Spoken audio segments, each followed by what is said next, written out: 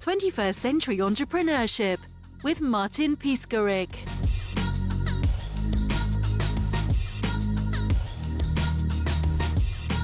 The number one question I always get asked is, how did I grow and scale the largest pest control company in Arizona from one truck to over 100 vehicles in less than 14 years? And so what I'm excited about today is how we're going to dive into that and how we can focus on the systems and the processes that it takes to get the highest multiple when you have an exit.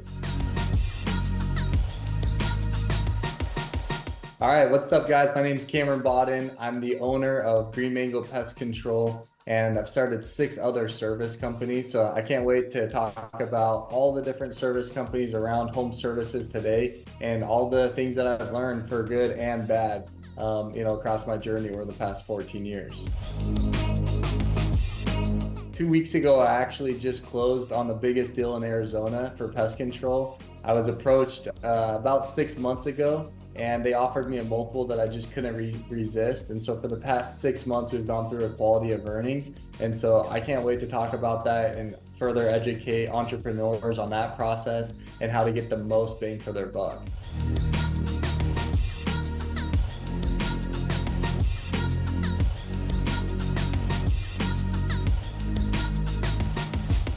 My whole life, I was kind of prepared. I had a timeline of what to do. When I was in high school, I wanted to play basketball. So my goal was to make the varsity basketball team. I wanted to become an Eagle Scout. I wanted to get my airplane license. I'm actually a pilot for fixed wing and helicopters, which I'll kind of get into more. But I had this timeline of things that I wanted to do before I was 18 years old. And the reason why 18 is because at that point, when you turn 19, I was going to serve a mission for my church. And what this mission is it's a 2-year mission. You're called somewhere, anywhere in the world to go serve. And I put in my papers and I got my calling, and I was called to Canada, Edmonton. And so I went out and I served for 2 years. And that's talking about God, that's serving people, and you're away from your family. And I felt like that was a critical time in my life because it was the first time I was away from family members. I was, reliant on myself to do all the little things. And when I got home from my mission, it was the first time where that timeline kind of ended of what was next for me. Of course, I knew I needed to get a job and start making money, but I didn't know how, I didn't know where. And so what I did is, I got home and I started hanging out with buddies again. And, long story short, I was recruited into this world of door knockers. They go out and they sell door to door for solar companies, for alarm and for pest control. And my buddies were doing these alarms and pests, and I got into it. And again, long story short, I was with a buddy and we just felt like we could do it bigger and better than all these other competitors. And so we started. We had one truck that we brought to the table. We had barely enough money to outfit it with the proper equipment in the back of the truck. And we just started knocking doors. We started knocking doors one by one. And slowly we over the past 14 years, like as I mentioned at the beginning, we're now the largest company in Arizona.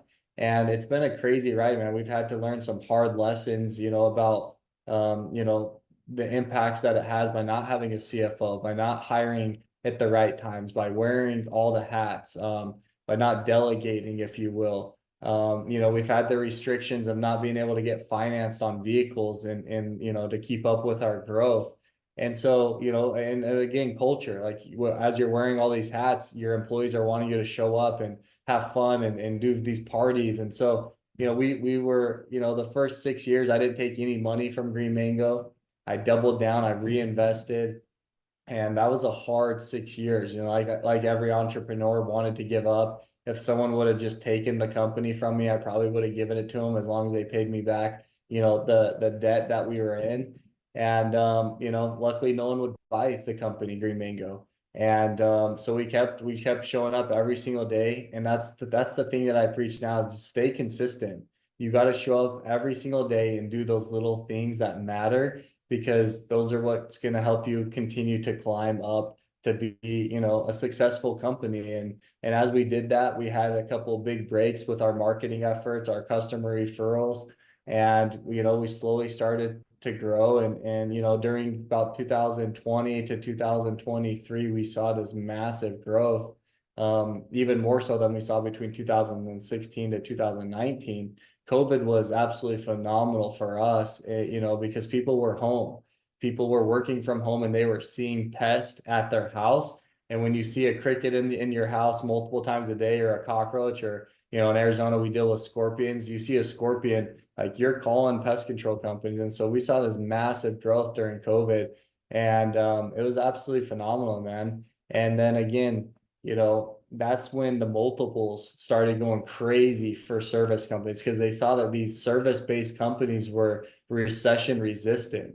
And what that meant is, like, even when the world collapses, we still went out and serviced people's homes. We were a necessity. And, because the price point is so low, it's one of the last expenses that people, cut out of their budget. And so these private equity firms came in and they started, you know, offering 17, 18, 19, 20% or 20 times on EBITDA.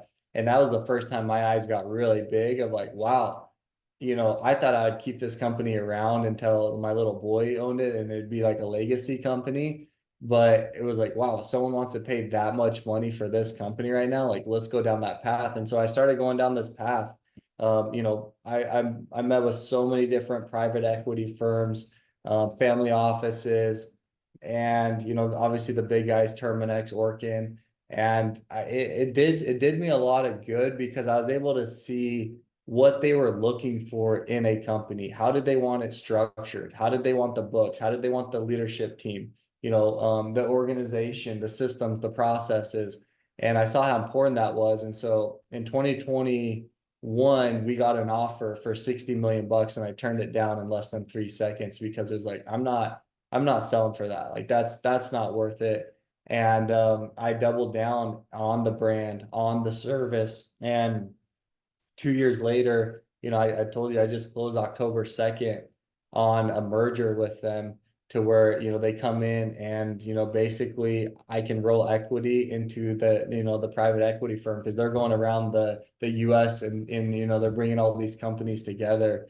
And so now I not only have equity in Green Mango, but now I have equity in 20 different service companies. And, they plan on spending hundreds of millions of dollars to roll up other pest control companies. And so it's just been this crazy ride of like, hey, I'll never sell this company, it's just a cash flow machine, to now 2020, oh wait, they're paying these multiples. And then fast forward to 2024, when I actually go through a merger, from all the things that I learned the past 4 years. It's been a fun ride. And so that's why I'm passionate now in consulting companies and helping them get to that point, because there's a lot that goes into an acquisition that can make or break your multiple.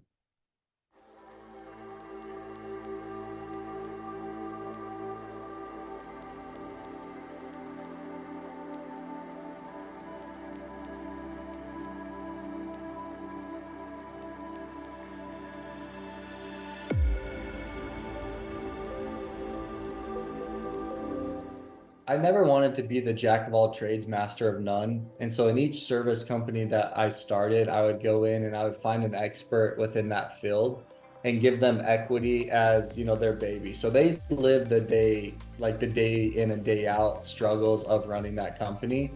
But what I would bring is the systems, the processes, the experience, the money, and the marketing.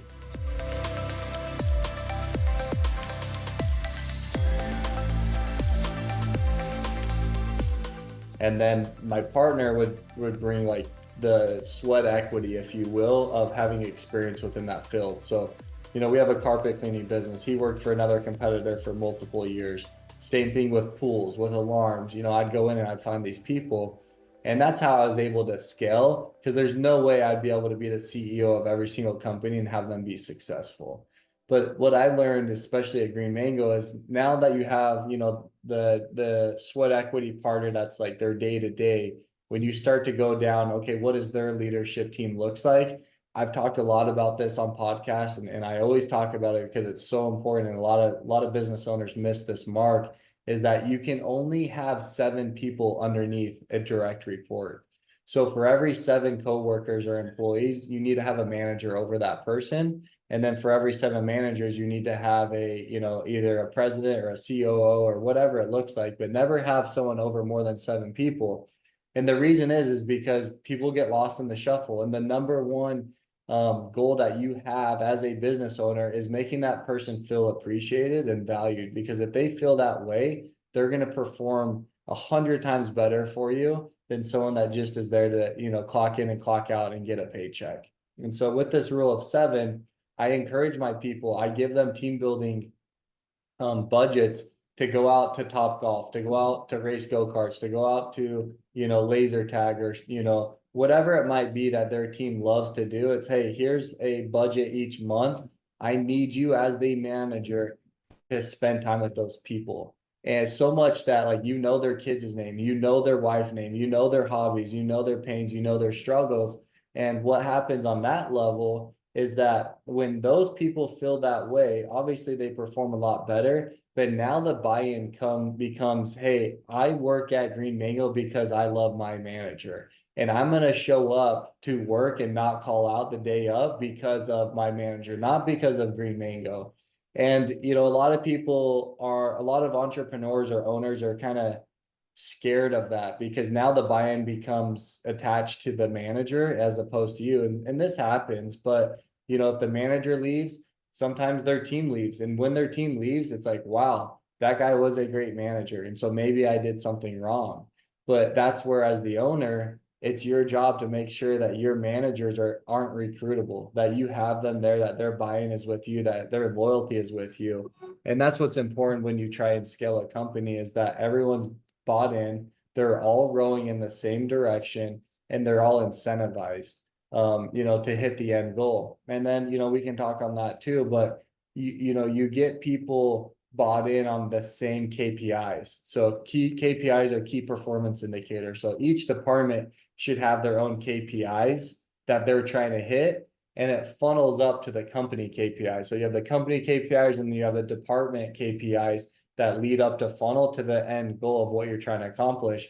Because I see a lot of companies fail in that sense of people don't know where they're rowing or what they're rowing to or what the end goal is. And if you keep that a secret, you can't get any buy-in or advice from the frontline workers. Hey, if our goal is to hit 30% EBITDA margins and they don't know where we're at, how are they supposed to get advice, or how are they supposed to improve, or how are they supposed to know how well they're doing if you're not telling them, hey guys, we're at 26% EBITDA margins.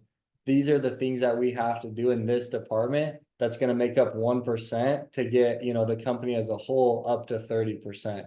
A lot of business owners don't give clear direction to their people. And that's what I found a lot of joy in the past 4 years, is really narrowing down on where we're wanting to go as a company, where we're at as a company, and then being transparent with those numbers. That's the other mistake that a lot of business owners make, and that's a mistake that I made, is I didn't want to share the numbers with my team because I was fearful that they would do the math backwards and, try and figure out how much money I was making. And for whatever reason, like, that bothered me. But when I was fully transparent to everyone, hey, this is how much the company makes, these are our budgets, this is what we're doing, I got so many ideas from people, again, working on the front line, saying, well, why don't we do this? Or why don't we do that? Because if we do these things, like, it'll translate into X to help us get to where we want to get to. And then that leads to pay, and that leads to bonuses, right? So if everyone's bonus and incentivized to all work together, and one person doesn't get their bonus unless the other person performs, like, now we're working as a team and rowing together. It's amazing how often you go into a company and one person's incentivized to do it this way, and it hurts this guy's bonus over here because you're not rowing together. And so again, and it comes down to what's the direction, where are we going, where are we wanting to go as a company. So it starts here, and then you got to make sure it funnels down so that everyone's on the right, on the right page, if you will, of where we're going.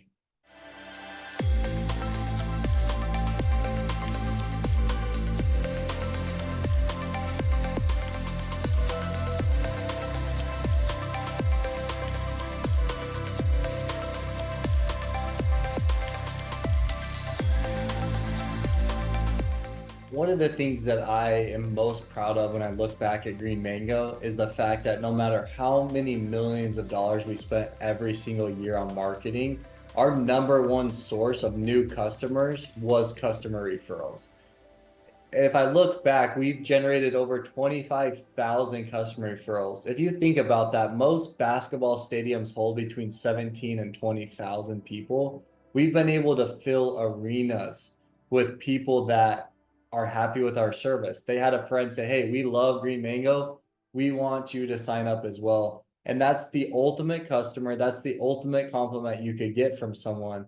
And so customer referrals is like what you need to drive into your business if you want to be successful. But the mistake that a lot of people make is they're not willing to give up enough. And what I mean by that is their cost of acquisition might be $100 to $200 on Google or Facebook or radio, whatever they might be doing, but they're trying to acquire a customer referral for $30. And so I always ask people, if your acquisition cost is $150, and I said, look, if I could get you 5 customer referrals for $200, or 10 like generic customers for 200 or for 150, which one would you choose? And if they're a smart business owner, they say, I'd rather pay $50 more for half as less customers, because that guy's going to last longer. They're going to buy more from you, and they're probably going to refer someone else out to you. And that's why we've had so much success with our company, and why we were able to get such a high multiple on our exit is because people weren't like pushed into signing up with us. They were referred over to us, and we had a high upsell rate on our customers when they became a customer. And that's what so when I talk to customers about, or I talk to clients about the customer referral program, it's, hey, give so much that it hurts. It has to be a no-brainer offer as to why this customer would go out of their way to refer you over to their friend or family member.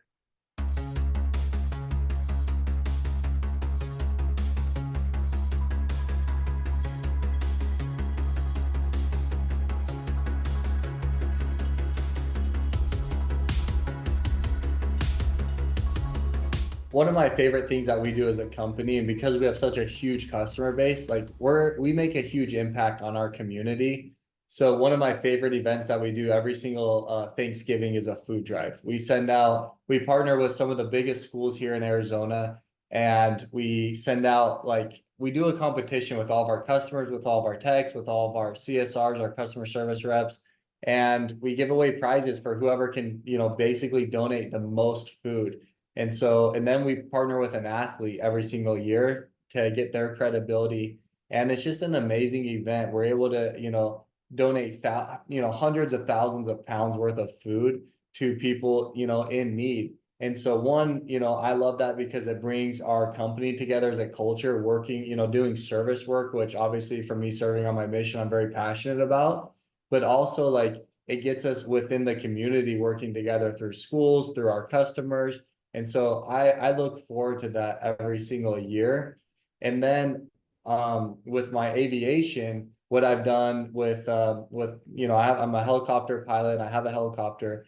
What I love to do is we do giveaways, and we give rides to people that, wouldn't really have an opportunity to get a ride in a helicopter. And so, this week I'm actually doing a ride with someone that has undergone 27 brain surgeries, and they're under 18 years old.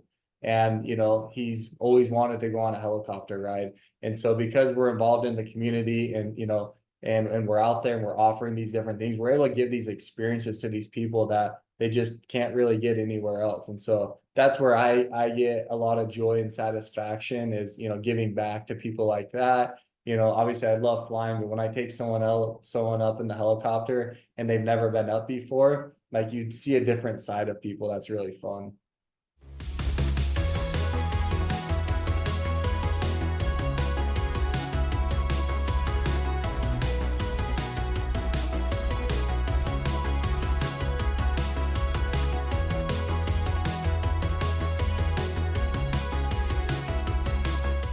As an entrepreneur, the hardest thing in life is to live a balanced life. I talk a lot about that a lot. Not only with a balance in like your finances of how much money you're making, but time you're spending with family, with friends. And for me, it's, one of the targets on the wheel of being balanced is God.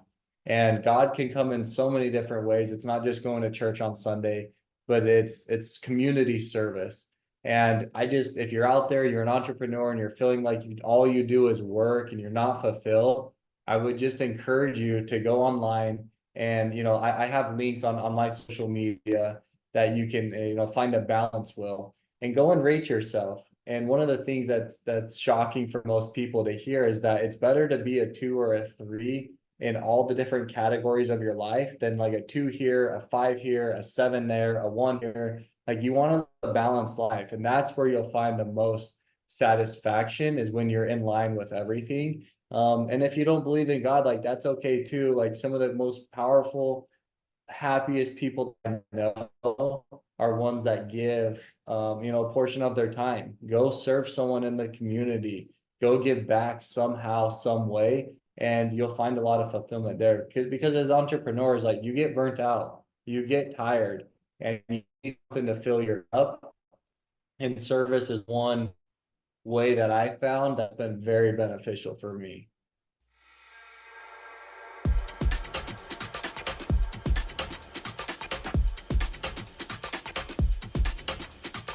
The way that you can reach me is pretty simple. On Instagram, it's C Bawden, and we'll put a tag here at the bottom, but CBAWDEN. And of course, I'm on LinkedIn, on YouTube. My Flying High with Cam is the YouTube channel, Premium Mindset. The Premium Mindset podcast talks all about business. The Flying High with Cam is just successful people in the community, just doing like cool stuff. I've had people on there that have served, 18 years in prison, to a guy that's the most successful real estate agent in Arizona. And so that's just a fun, kind of podcast, just to learn more about people and what they're up to. But yeah, reach out to me. I love to collaborate. I love to, help out in business. Obviously, that's what I'm most passionate about. And so I'm here for you, man. I want to help you out. So reach out to me. 21st Century Entrepreneurship with Martin Piskarik. Imagine a space where triumphs, trials, and tales of entrepreneurship come alive. Welcome to the 21st Century Entrepreneurship Podcast, a gold awarded journey hosted by Martin Piskarik, connecting with listeners in 95 countries and ranking in the top 0.5% of all podcasts. Join our exclusive community, elevate your perspective, and embark on the path to success.